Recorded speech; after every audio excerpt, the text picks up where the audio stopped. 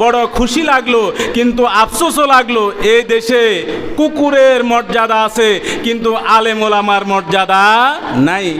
কয়দিন আগে আমাদের একজন আলেম গাজীপুরে মাওলানার খতিব মাওলানা রইসুদ্দিনকে প্রকাশ্যে মানুষ মব জাস্টিস করে হত্যা করেছে।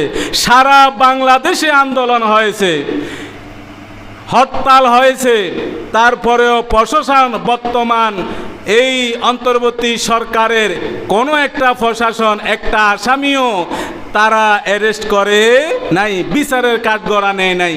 এটা সবচেয়ে বড় জুলুম আমার ভাইরা, এটাতেও আমরা হতাশ হলাম। কিন্তু কুকুরের হত্যার কারণে ওই মহিলাকে সরকারি কর্মকর্তার স্ত্রীকে অ্যারেস্ট করে কারাগারে নেওয়া হলো, সেটা দেখে খুশি হলাম।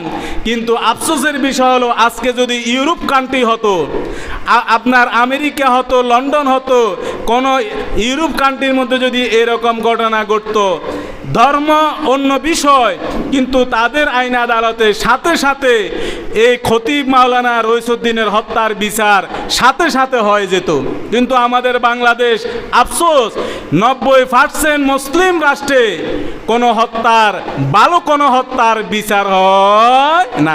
আন্দোলন করা লাগে, আপনার অবরোধ করা লাগে, হরতাল করা লাগে। এটা আমাদের জন্য আমরা আপনার লজ্জিত একটা জাতি হিসাবে আমরা স্বীকৃতি পেলাম।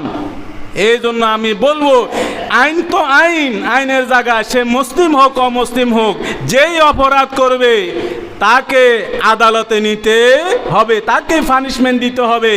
এটা রাষ্ট্রের অধিকার, কিন্তু আমাদের তো সেই অধিকার আমরা পাই না।